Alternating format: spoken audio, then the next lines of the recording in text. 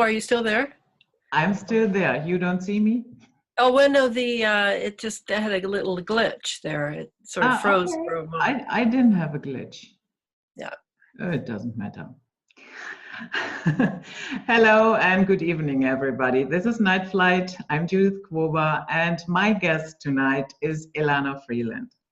Elana Freeland is a writer, a public speaker, a researcher into deep state issues, including MKUltra, ritual abuse, and invasive electromagnetic weapons. There's a lot more to be said about Elana and her biography, but we leave it at this for right now. Elana, welcome to Night Flight. Thank you for having me. Elana, what sparked you to go into this field of weather warfare, weather modification, and everything that is connected with it? I remember when I was about 12 years old, I was living in New York and I was crossing a street. I was getting ready to cross a street, and I suddenly realized that my initials are EMF. And at that point, I said to myself, oh, electromagnetic frequency, electromagnetic force. Well, that's funny that my initials are the same as that. And now here I am. I'm deep in electromagnetics, which is really what geoengineering is about. It's electrochemistry and bioengineering and electromagnetics. When I was writing some other books of my own, Sub Rosa America, I had files on just about everything you can think of, because I was I was studying the American government, and because years ago I had tea with President Kennedy in the Rose Garden, and his death had a huge impact on me, as it did my entire generation. We were coming of age, which is a very sensitive, vulnerable time. And we had the assassinations of our three heroes, John Kennedy, Martin Luther King, and Robert Kennedy Jr. Robert Kennedy. So for me, everything in life has been political. We all knew that the CIA had been involved in the assassinations, but we were young, and we had to make our mark in the world the same as everyone else. We're the largest generation in history. And so by the time I came back from England, where I lived for a few years, and moved back to Santa Fe, New Mexico, where I had gone to graduate school and gotten a degree in historiography, I met someone who turned out to be destiny's call, you might say. I met the independent scientist Clifford Carnicom. And we, friends, and I and his wife and Clifford, we all had breakfast together every few weeks. And Clifford and I would always end up with our heads together going over what he had found. This would have been the early 2000s, mid-2000s. What he had found in the precipitation that he'd collected, the snow, the rain, the dew, and also in his HEPA filter that he and Carol had on their trailer. And this would be in the wake of high-flying jets, commercial, military, both, and the trail that they had left behind them. Clifford knew, he'd been a scientist before for the Department of Defense and the Bureau of Land Management, and had then taken his own way. But he knew that those were not contrails. Those were not condensation trails. So he was interested to see what was coming out of the backs of those jets. He had some equipment. He was very innovative of what he lacked in the very, very high-priced, electronic microscopes and things. He was able to jerry-rigged together in order to do his research. And what he discovered was a big shock, and it was fibers. It was filaments falling from the sky that were partially organic. He also found heavy metals, very tiny particles, couldn't see them because he lacked the equipment, but knew they were there. The heavy metals that we're all breathing in now, he had seen those in the mid to late 90s.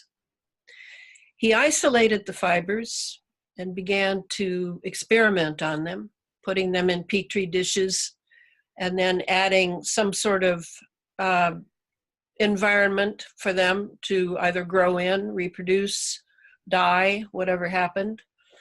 And he, that's where it began. And he was to my knowledge, he was the only one doing that back that early.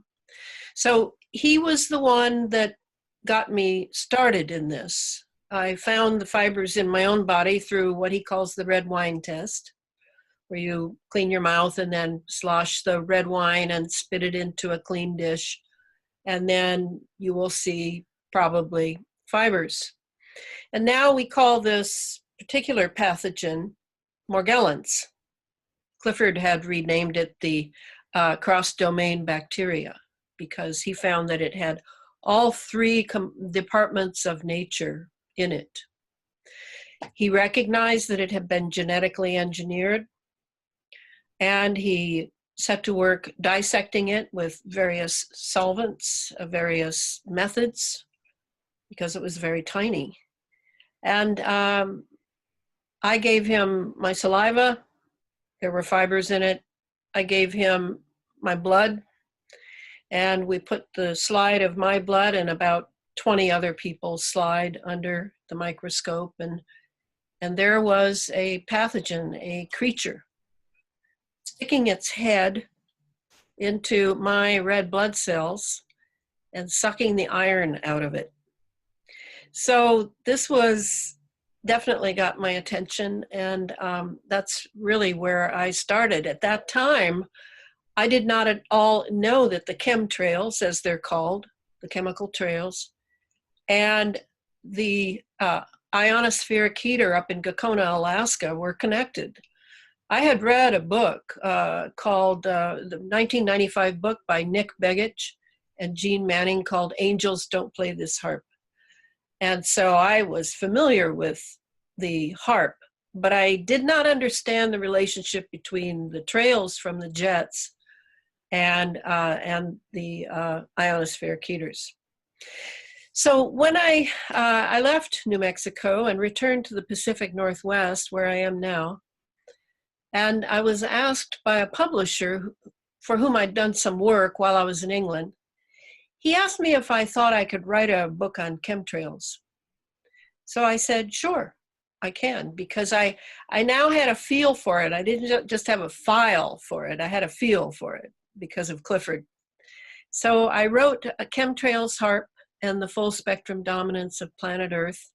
It was published in 2014. And then from the research I had done for that, and then the internet that I got involved with, Facebook, and began to meet people who were tracking the same thing, maybe a different aspect of it. And I began to learn an amazing amount, and I began to see, because this always has been my forte, I'm sort of known as the big picture researcher. You know, just give me enough data and I can pretty soon contextualize what's going on and almost read the minds of those who are doing it. So I had to write another book in order to, because I saw what phase 2 was. Phase 1 was the chemical trails. They were ionizing the atmosphere for the sake of these ionospheric heaters, and how they were going into the ionosphere, sending radio waves in there and stirring up the ionosphere so that it would produce more ions, and then drawing that down into our atmosphere in order to, in a sense, turn our atmosphere into a mini ionosphere. and to keep it ionized for all the wireless operations that the military wanted to run. That would be DARPA, that would be all the branches of the US military, that would be NATO. This was as far as my research extended. I couldn't get enough good stuff on China, Russia, every place, India, because we just don't get the same news that they get. So I wrote the book. I had met through the book when I was on Coast to Coast Radio.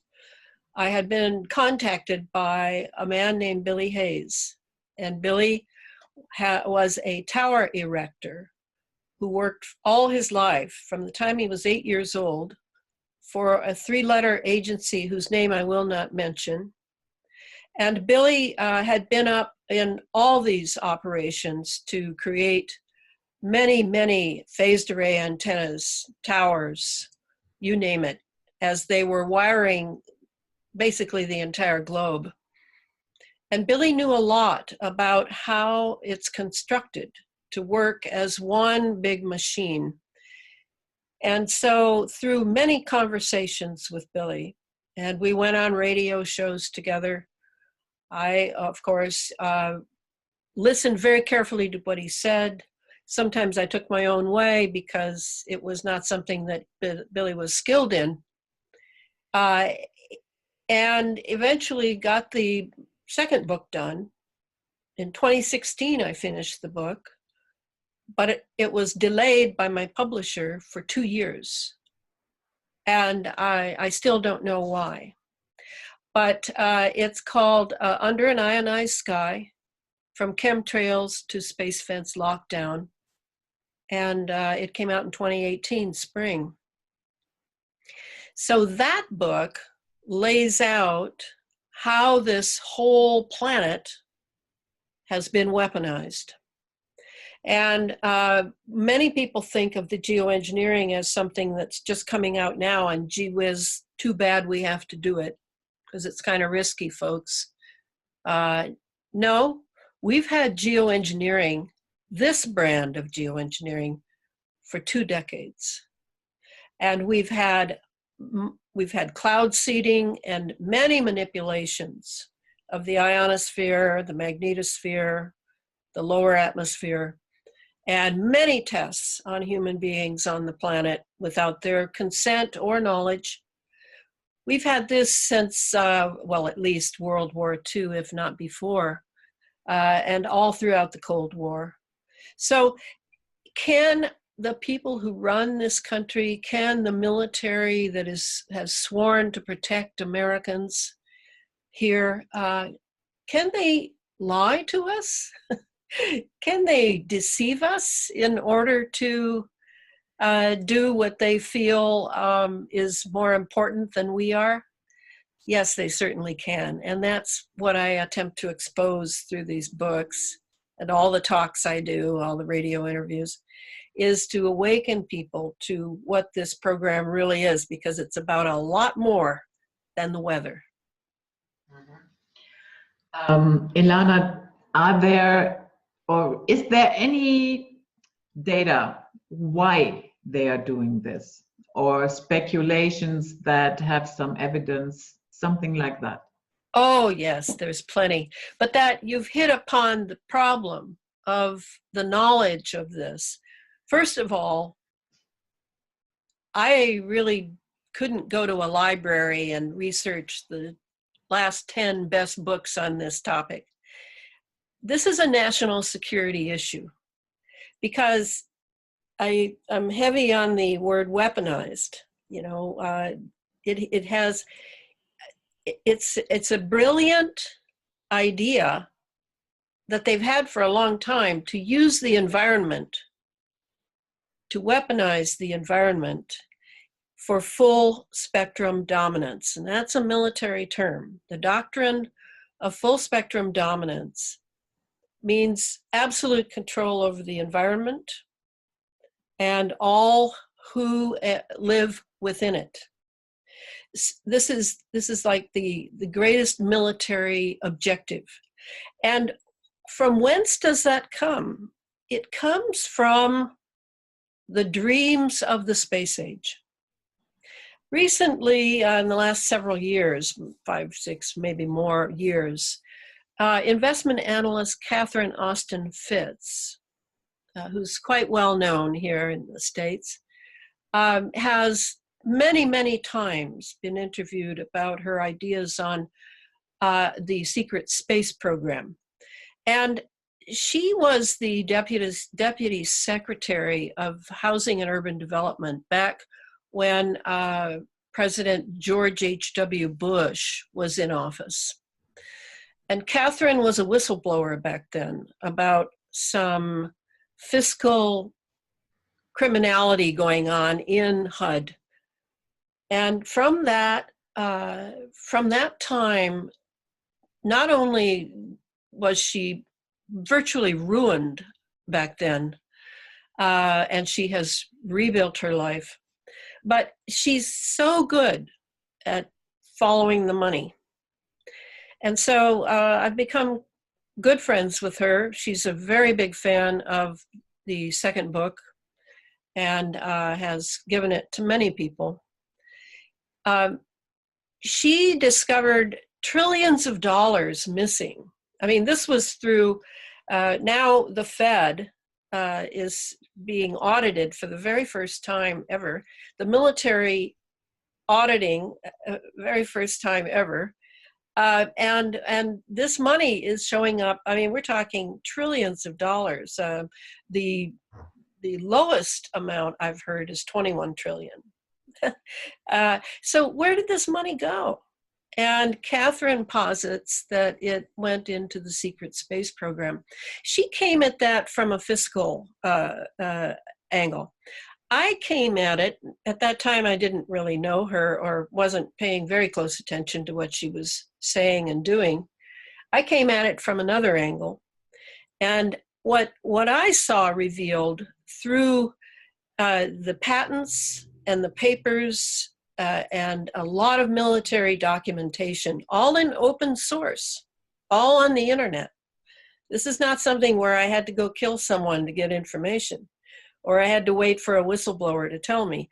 It's so much of what I write about is on the web, if you know how to find it, and if you know what you found and how to interpret it when you do find it. Now, these are two big ifs. And this is where most people fall prey to the lies that are spread by mainstream media, scientists who've been bought off, like Michio Kaku. You take the expertise because they have the magic letters by their name, or they're a whistleblower, or whatever. Whereas the way I look at it is I just read a lot, and then I begin to see the connections, and then I can see how it's put together. And that's kind of how I came to the idea that this is all about the space age, and the reason they need full spectrum dominance over planet Earth is they're on a mission, not necessarily to Mars yet, but their mission is space and domination, first of our planetary system, our solar system, and then who knows where.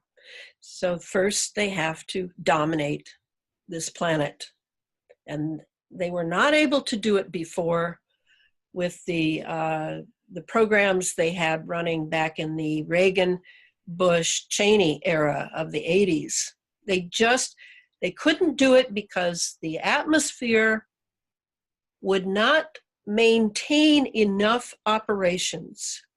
They had to have more ions in the atmosphere in order to keep it snapping with electricity and be able to use that 24/7 whenever they needed it. So first they had to tap the ionosphere, and voila, here came HAARP. More power than any ionospheric heater ever before. It could steer, it could mirror, it could make mirrors out of space, out of plasma and space. There were so many things that HAARP was able to do because of Bernard Eastland's patent. So that's what they'd been waiting for. And now I'd have to say it, the sky's the limit. The sky is not the limit. It can go much further, but we're in a space age. They simply have neglected to tell us. Those Morgellons that you described that are genetically engineered, would you say that they are also, let's say, half machine, half bioorganic? Yes, I would say exactly that. They're in the first book, Chemtrails, HAARP, and the Full Spectrum Dominance of Planet Earth, in chapter 8, I believe, the last chapter, I break down over 100 papers of Clifford Carnicom's at his site, carnicominstitute.org, at that time. And I show what the Morgellons is, how it's constructed. It basically has 5 parts. And since then, Clifford has been able to isolate the DNA and of the Morgellons. All that time, he attempted to get the CDC or the EPA, Center for Disease Control, Environmental Protective Agency, to duplicate his research, which every good scientist does, but they ignored him.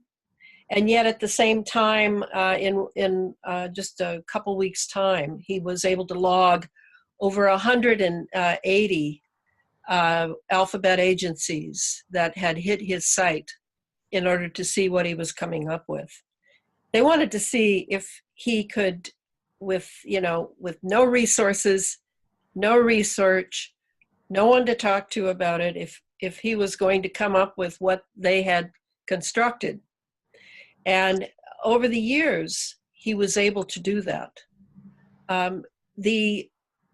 The brilliance to me of the Morgellons pathogen, and my guess is they well, more than a guess, and I have biology in my undergrad, but not a graduate degree. My guess is that they started out with a bacteria and then started adjusting it and adjusting it and adjusting it. And what it is now, I don't know what it is now today, but when I was writing about it, I was talking to a lot of people who had Morgellons. And when I say had Morgellons, you've got to understand that if the Morgellons pathogen is or was being dumped from jet fuel or from jets, or perhaps a supplementary system, then we all have it. We have all breathed it in because it's very tiny. It's on a nanoscale. And it's just that the people who obviously have it have skin lesions. In fact, often it's misdiagnosed as a skin condition. So I talked to these victims, and they were all, they of course had gone to doctors because that's how we're conditioned. You have something, you don't know what it is, you go to a doctor. But of course, the doctors either didn't know anything, legitimately didn't know anything, or they were complicit with a federal program that they had signed on for and therefore could not speak about it. People you may have heard were for a while diagnosed with delusional parasitosis because they felt that these things were crawling under their skin. And so they were sent down to the psychiatric department to be tested and given medication for their delusion. It was just so absurd, it was ridiculous. And yet people were suffering. So now people have sort of reconnoitered, and they're sharing information on the internet, on Facebook, about what they're doing, what's working, what isn't working. And it's very obvious that in many of the cases where the Morgellons has erupted from the skin or is under the skin in a sense that you can feel it moving around, all of this is really quickening a fantastic movement of people taking responsibility for their health. And I think that's where we all need to go. We need to take responsibility for our health from here on out. Regarding the heavy metals, that's another important part of this, because this pathogen, Morgellons, was so created and programmed. This is where the inorganic comes in. They're programmed, and they can be remotely reprogrammed also, because now we have the heavy metals in us which act as conductors, and they're conducting communications from remote sources. Maybe in America we call them fusion centers. Maybe it's something else. But the people who are experiencing the Morgellons inside their bodies are aware that they can move, they cover different areas, they move as a swarm. It's even possible that they do not erupt unless they are remotely triggered. And this is something I'm really very interested in, that we're all carriers. Why do some people have eruptions, some people don't? Well, it could be that they are remotely triggering various populations and individuals according to their genetics, according to their blood type, according to their bloodline, according to their geographic magnetic area. There are many, many possibilities, but it appears that the fact that it is programmed gives them the license to control it remotely. That would be my guess. And it's important to understand that they're very, very electromagnetically sensitive. If you have a lesion and it has fibers sticking out of it with, by the way, different color codes for their heads according to their function. And sometimes you can even get one of the fibers and look at it under a microscope, and you will see NASA's imprint on there, or you will see the imprint of a Lockheed Martin or whoever made that particular strain signs their name. That's how incredibly egotistical these people are. But if you put that, say you go to a toaster oven to pull a piece of toast out of the toaster, and it gets near that electromagnetic field, they go nuts. They love it.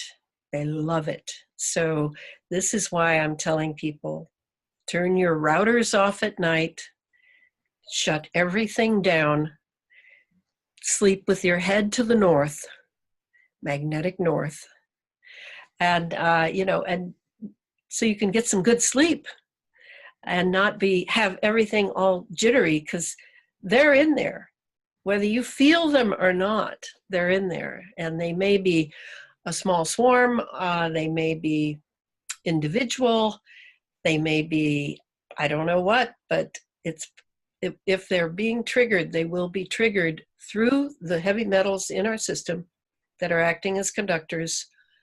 And you would be wise to become very sensitive to your lifestyle use of wireless technology.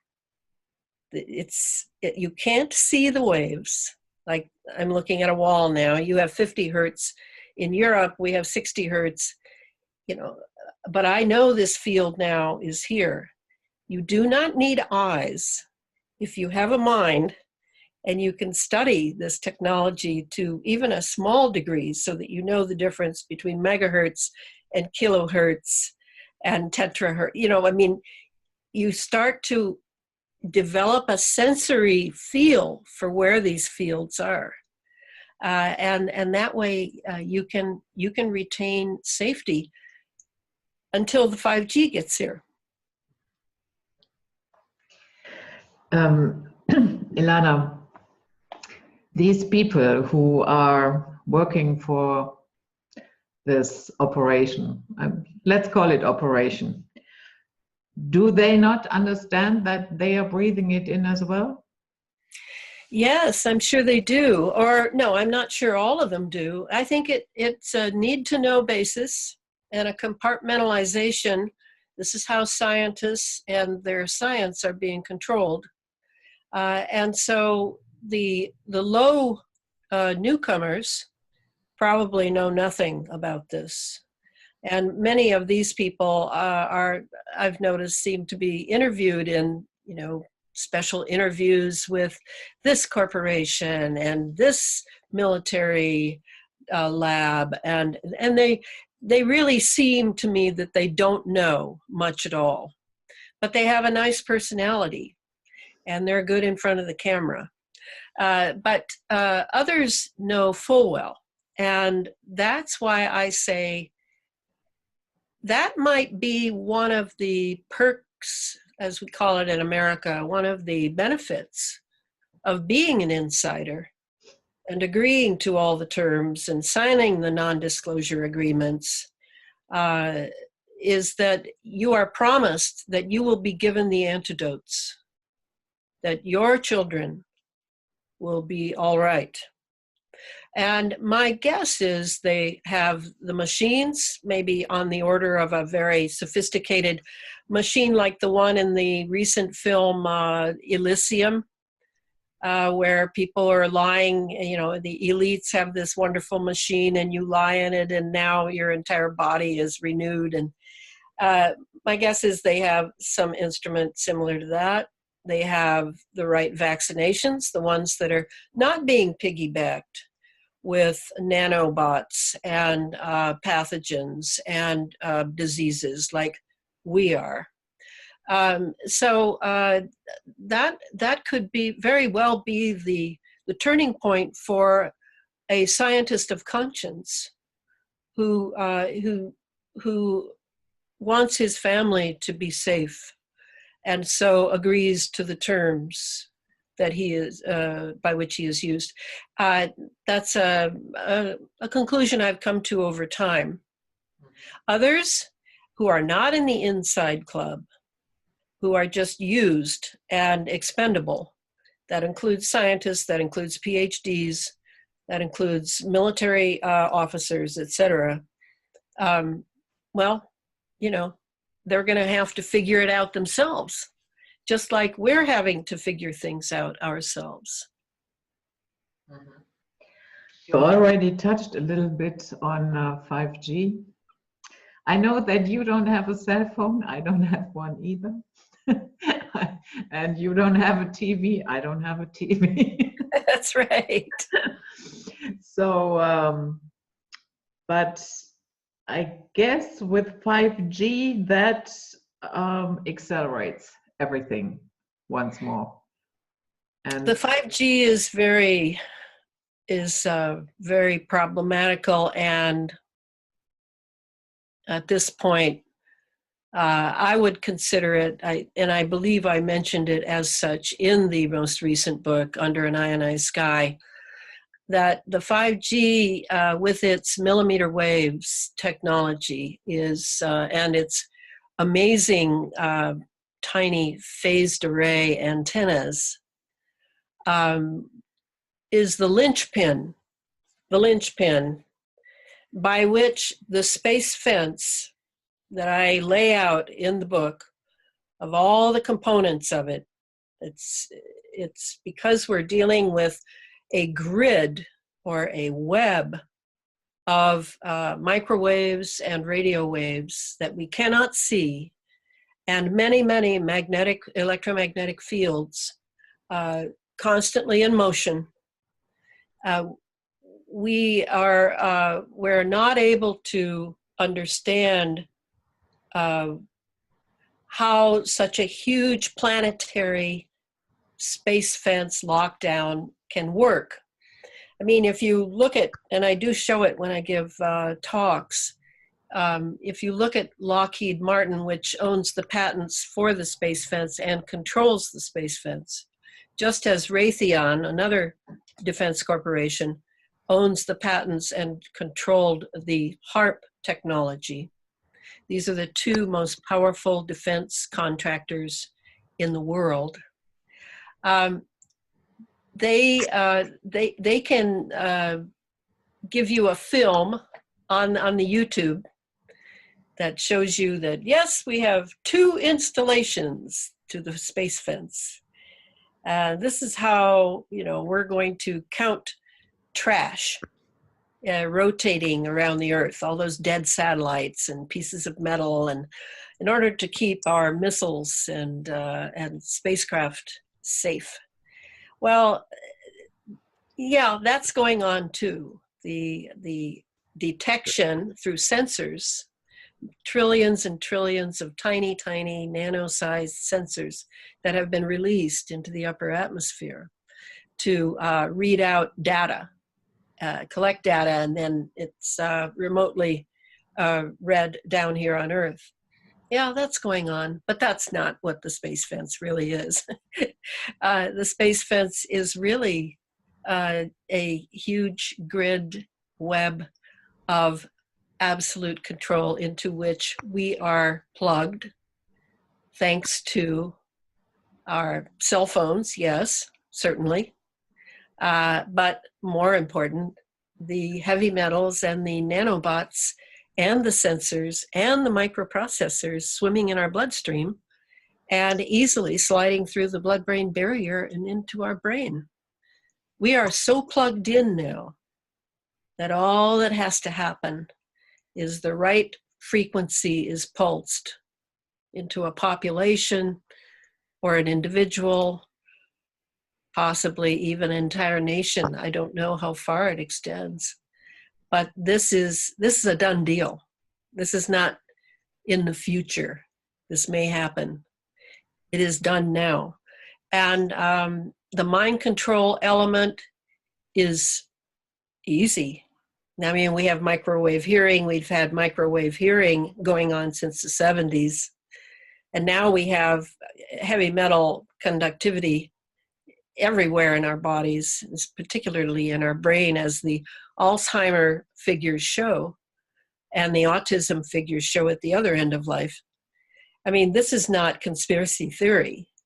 This is something you need to put together.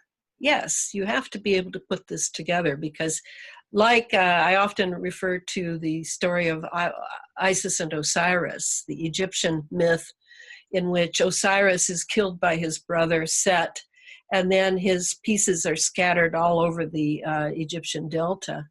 And then Isis goes and picks up all the pieces. I mean, that's kind of the job I've been doing, is I'm Isis and I'm picking up all the pieces of all these things that are connected to this amazing weaponization of our environment, and showing people how they all work together. That's sort of the purpose of the last book. This next book that I am now writing is about synthetic biology and how the synthetic biology follows directly from what we have breathed in and are continuing to breathe in every day.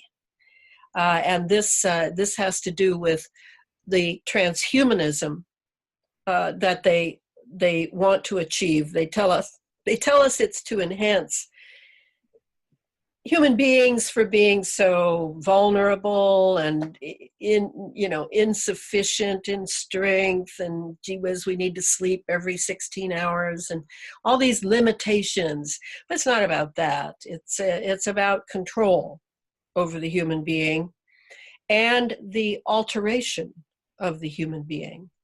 If indeed any of these people who are pursuing singularity and transhumanism believe in any type of deity or any type of divine world from which the human being comes and to which the human being returns, that part of them must be anesthetized by all of the perks that they get from being an insider.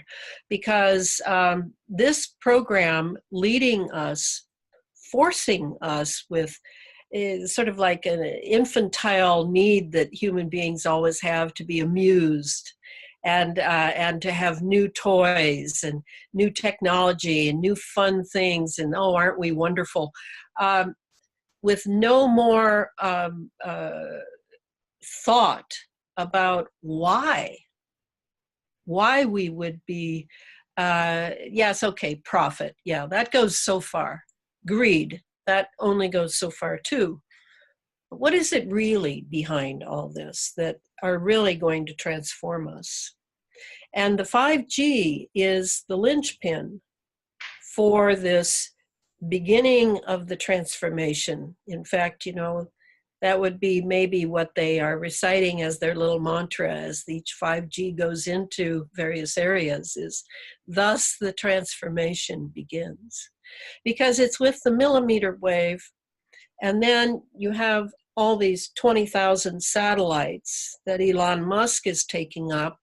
That's not counting others. I mean, what, does everybody think that his X-rockets are the only private rockets going spaceward? No, not at all. Hundreds and hundreds, thousands. This is a big money maker, if nothing else. But as they go up there, and then down here on the Earth, we have the space fence, terrestrial space fence.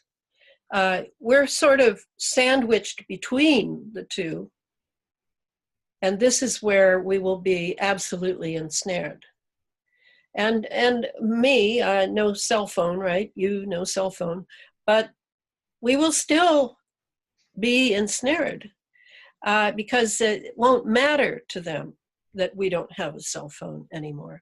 It won't matter that every house doesn't have a smart meter. It won't matter if you don't have a fancy 200 computers on a new car that can drive itself. Because you'll have the Internet of Things around you, because you're already addicted to so many energy-intensive devices.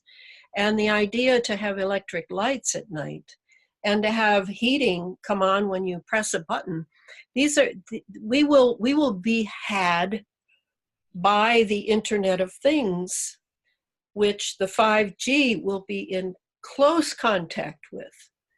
That's kind of how this is going to work. And the millimeter waves will simply be so omnipresent around us. Now, I have recently learned that we were originally told it would be every 200 feet. Which would, I don't know how many meters that would be, but every 200 feet. Now I'm learning, no, they don't need to be that close. With the satellites beaming down to them, they can be much further apart, and everybody in between will be caught in the same frequencies that will then be pulsed. And it's the pulsing that finally gets us in our consciousness, because we are resonant beings. We resonate. It's kind of like why you probably heard as a child, why soldiers do not march in sync across a bridge. Because if they march in sync, then that resonance will eventually just, the whole bridge will go down.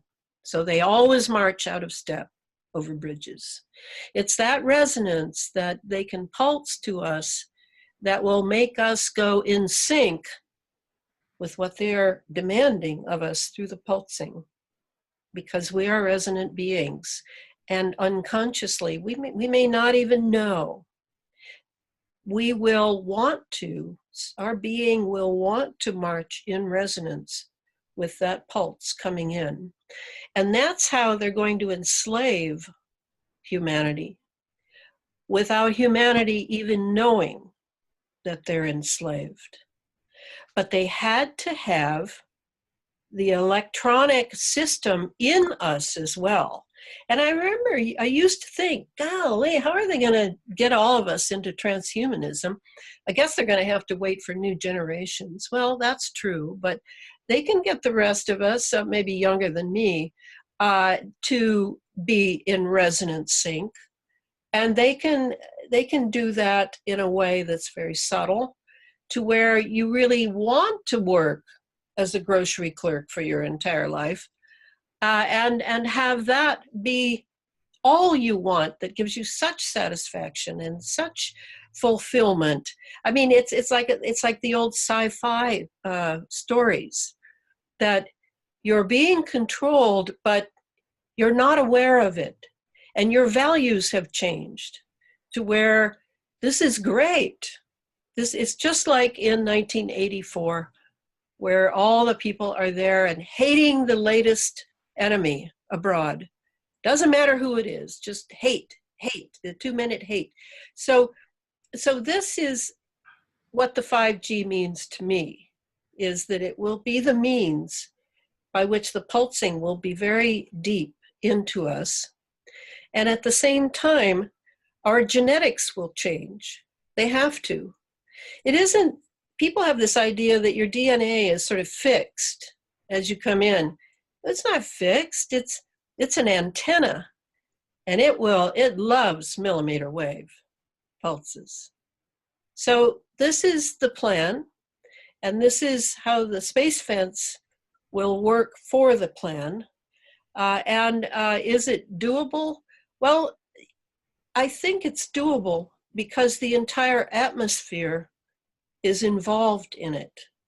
Now, if something were to break down in the space fence, whereby the atmosphere was not being impregnated with heavy metals every jet flight, every rocket launch, every drone flight, and then if we did not eat GMOs that are also a delivery system supplementary to this, and if our children were not getting doses of 20-some vaccinations as soon as they're born, that also are part of the delivery system supplementary to the space fence, then yes, the whole thing might collapse.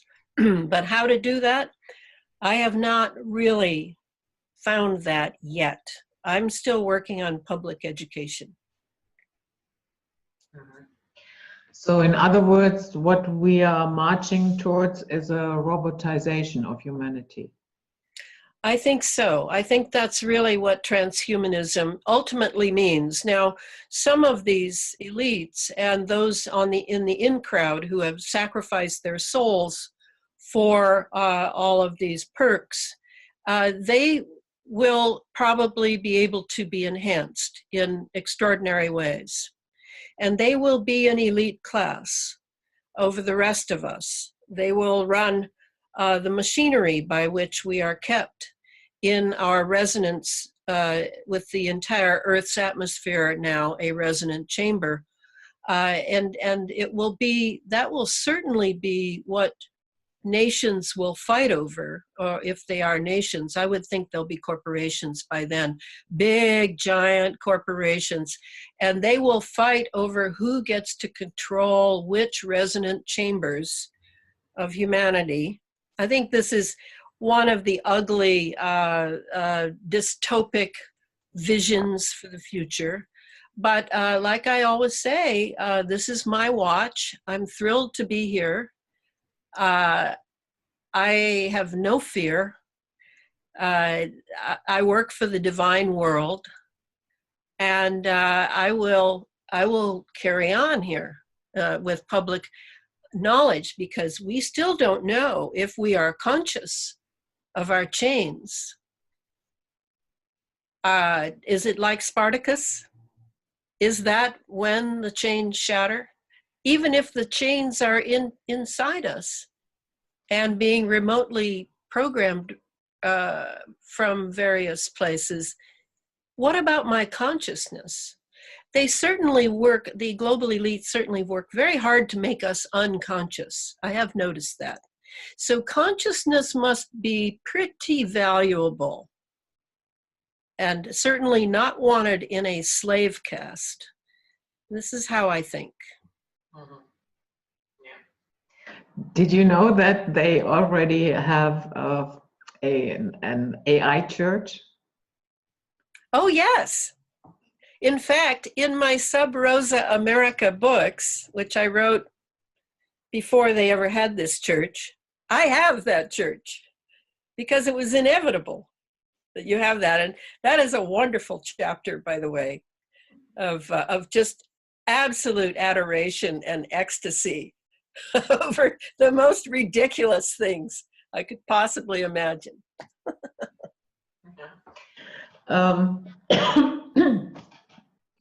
Why is there such an onslaught on our DNA? What is it, what they have with our DNA that they, you know, the vaccines, the GMOs, the chemtrailing, now the 5G. Sometimes I'm sitting there and I'm thinking, what is it?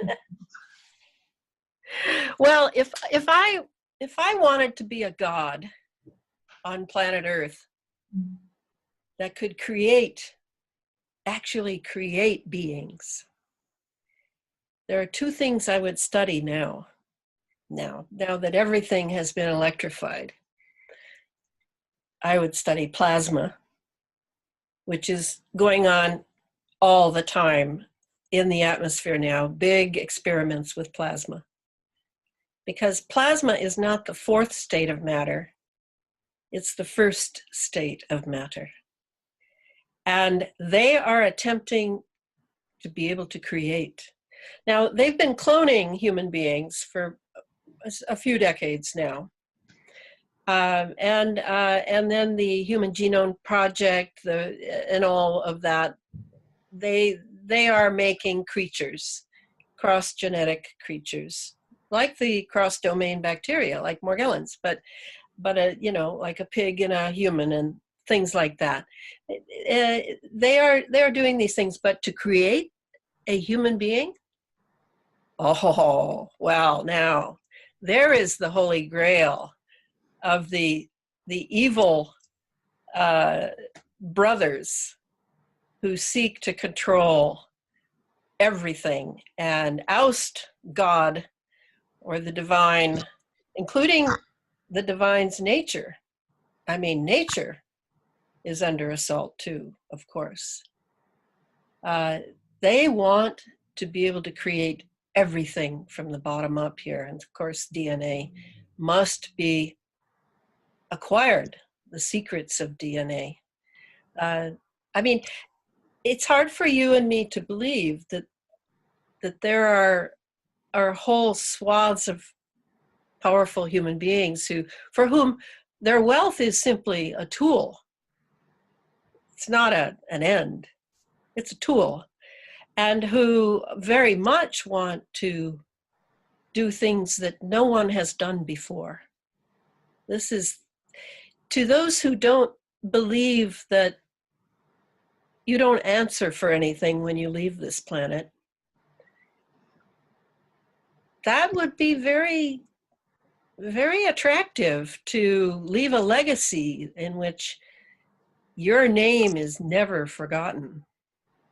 I mean, that's how, you know, I've studied these global elites for, a few decades in order to see how they think and what makes them tick. And I'm pretty sure that I'm very close to that. For them, death is not the same for them as it is for you and me. It's not so much that they think death is evil and that they want to live forever, as that they want to be the ones who decide when they die and if they die.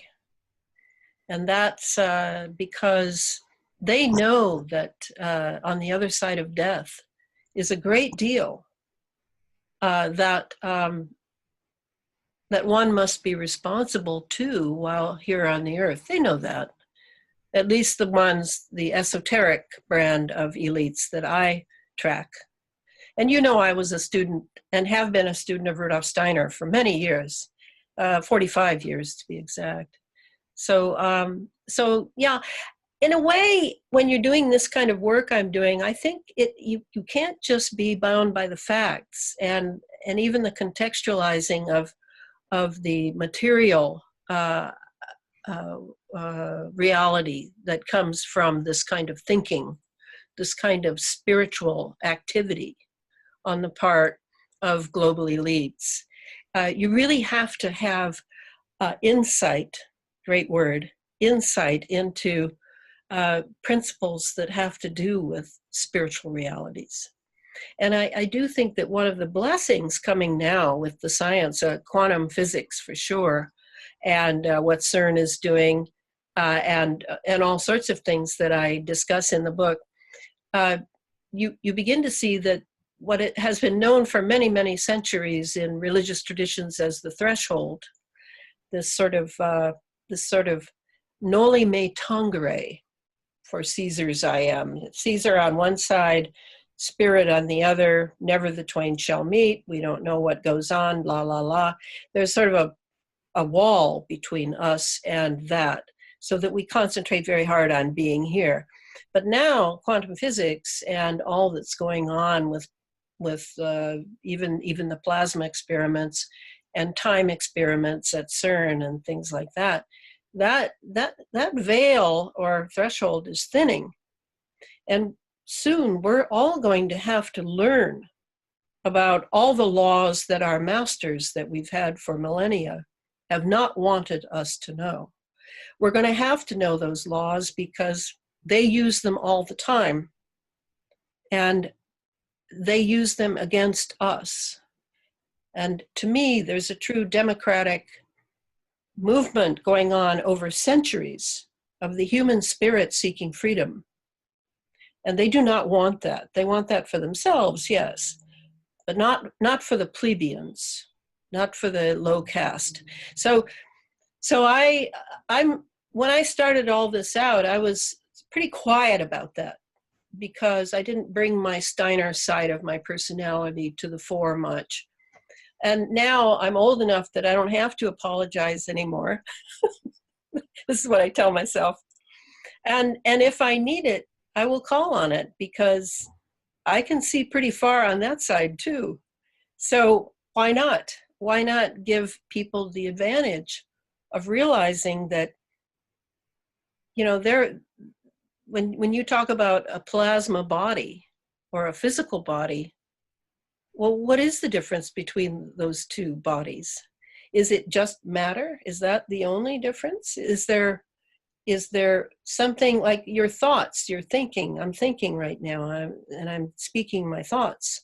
Well, where are my thoughts going on? Is my brain producing them? I don't think so. My brain is simply the diving board from which I dive. And I like to have the brain. It's a helpful diving board, but it is not the dive, nor is it the diver. So this is what's going on now with quantum physics and with what is being done in our atmosphere even, and through the mind control that they are using against hundreds of thousands, if not millions of human beings now.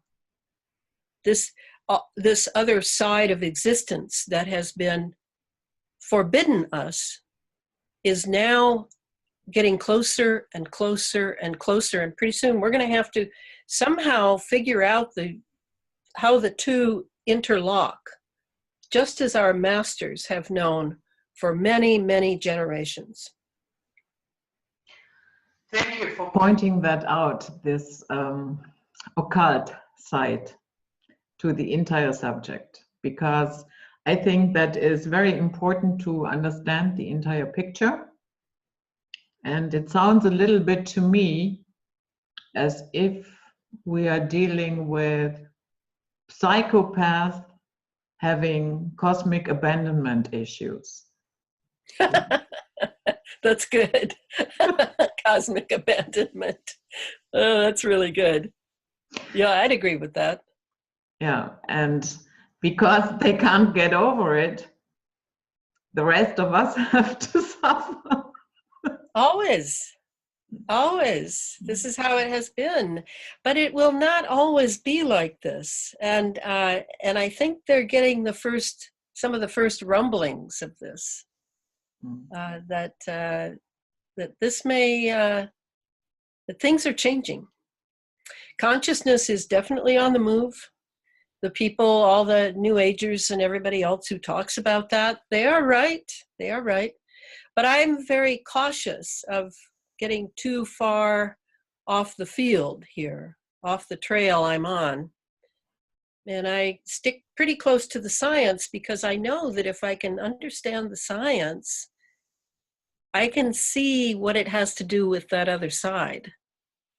And that's what this next book is going to do. It's going to be a bit of a departure from the previous two books. In the previous two books, I literally had to prove that this machinery was here, and this is how it works. And now with the synthetic biology, we enter a whole other dimension. It may sound physical, but you're talking about living beings. You're talking about changing their genetics and changing what they have been for millennia, changing their freedom to be who they are, changing the greatness of human vulnerability. That is not a deficit. That is a greatness. And they want to just eradicate all of these in the name of a sort of Hitlerian weakness. And we have got to prevent that redefining of some of the greatest qualities of humanity. And it's definitely why I work so hard. Yes, you do.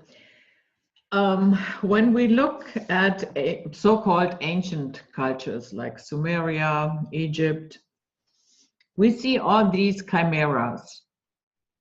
And I, for one, I think that some of these beings were actually walking around here, half human, half animal, whatever. Do you think in general that we have been here before at this juncture? At this level, at this technological brinkmanship? Oh, yes. Yeah, I'm definitely a cataclysmist, I suppose you call them. I believe we've had the rise and fall many times. And this technology certainly was spoken of in the Vedas. They spoke of the Vimana, of the flying saucers that we call them, the UFOs. They spoke of atomic fallout, nuclear fallout. No, we have been at a very similar juncture. And what happens is brotherhoods appointed by inner priesthoods, I assume, would be made into the keepers of certain knowledge and not allow human beings to access that knowledge because it is dangerous. And then slowly over time, the priesthoods degenerate, people are paid off, and we have this knowledge abroad. Perhaps we have a few inventors like John Hutchison, James Clerk Maxwell, some really extraordinarily brilliant scientists who just on their own mentation stumble into this treasure chest of ideas. And in their innocence, in their naivete, they begin to talk about it, they begin to share it. And pretty soon here come the guys with the money and the power who've been waiting for a way into that treasure room and who then enter. And certainly Tesla was used very heavily in this way. So it's inevitable. And the question now is, will we have to pay heavily, or will the payment be spread out evenly?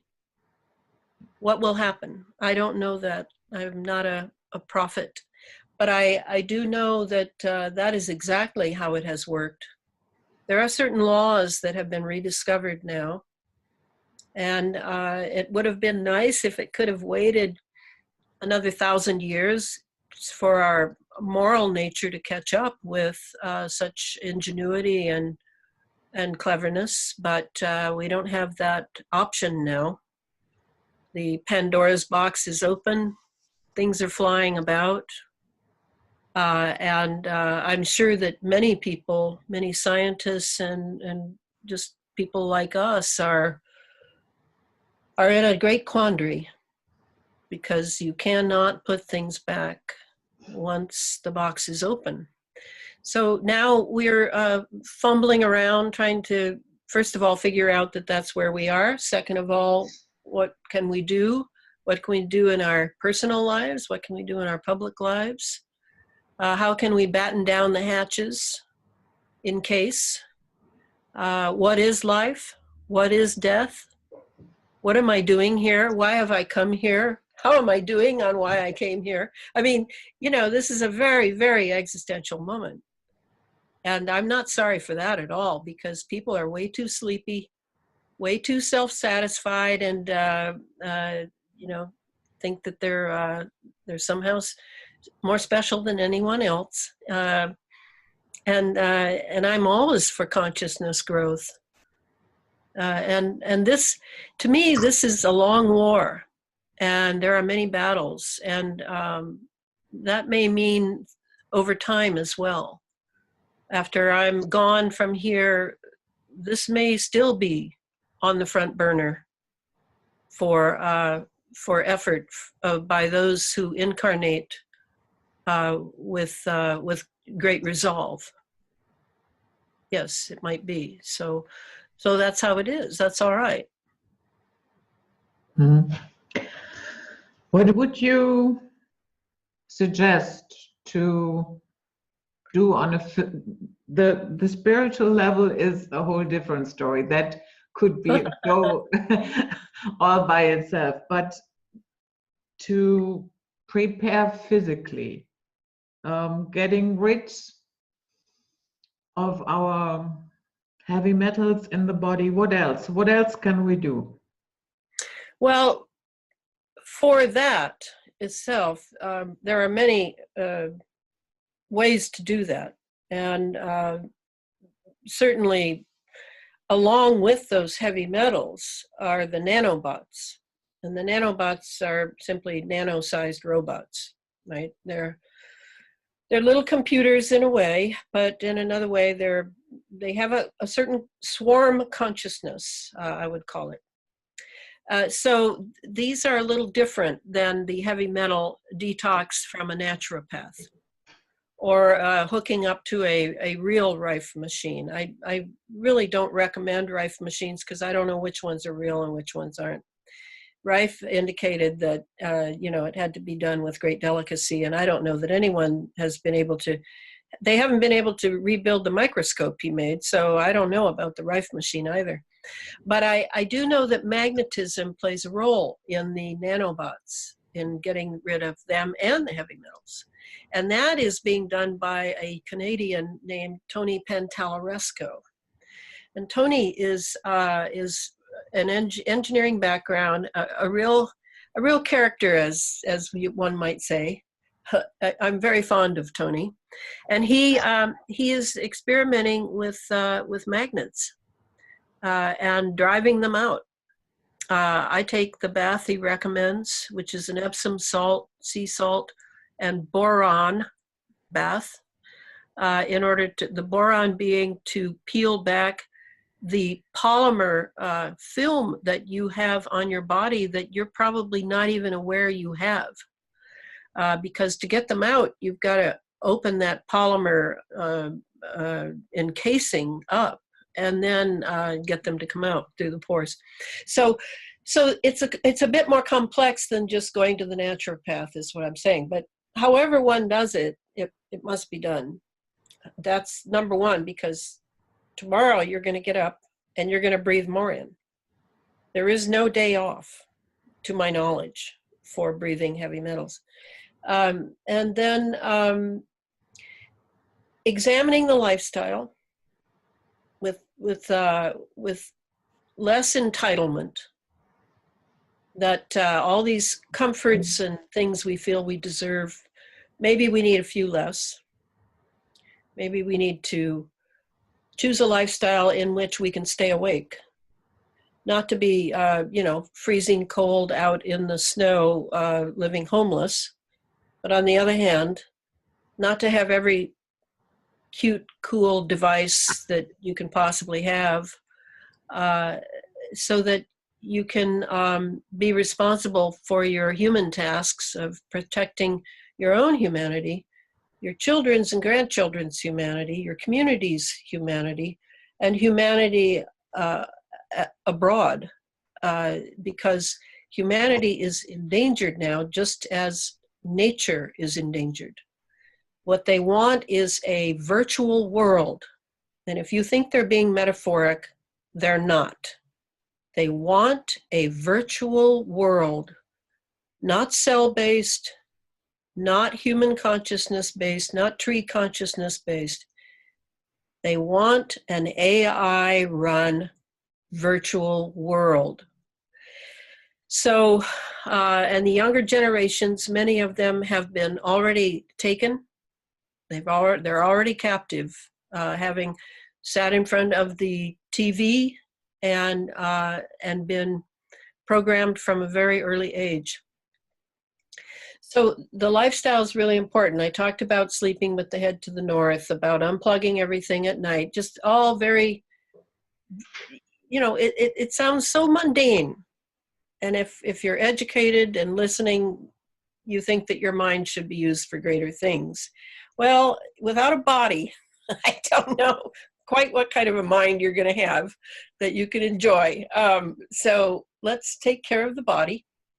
I haven't been to a doctor since I was 13. I don't really trust doctors, but I discovered Chinese medicine when I was 19, and I studied it for 6 years, and I use Chinese medicine. So it really works, and I just have one bad habit, which is a wonderful deep cup of coffee in the morning. So, you know, that's the kind of thing. Have fun with choosing to limit yourself so that you can become strong and like a sword inside, like a, you know, in case you're ever needed for something quick and deep and dirty. That's kind of how I look at it. I'm a warrior myself. Yes, I do actually believe I'm a warrior. And I live like one. I don't live exactly like a Spartan, but I do live Spartan, so that I can stay awake.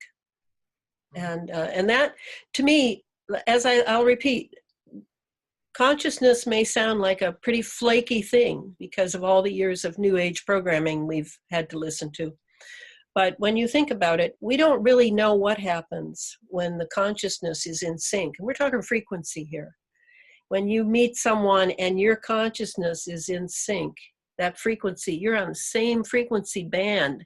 And it feels good, doesn't it? It's like, wow, I've met a soul brother or sister or whatever, or maybe you call it in love, whatever. But that frequency of consciousness, if we have that, the strength that comes from that is tremendous. And we need that now. We need to really pay attention. We need to study the technology, not to the point of a PhD, but let me tell you, there is no PhD program in this country that is teaching half of what I'm talking about in the Space Fence book. You would have to go to the University of Göttingen, I've heard, is actually doing a lot of plasma physics, astrophysics along these lines, but not in the United States. There's nowhere. So it isn't a matter of being an expert. It isn't a matter of some cute letters by your name. It's a matter of trying to keep your mind concentrating, keep your memory flowing, that you can retain memories. These are things that people are always telling me who buy my book. Elana, I really want to read your book, but I just can't concentrate. And I read that paragraph over and over and over, and I just can't remember what you're saying. I can't, you know, my brain is on its way out. Yes, that is true. Heavy metals, surrounded by wireless, these are the things you need to look at and make decisions about so that you can keep your intelligence, because you're going to need it. Yeah.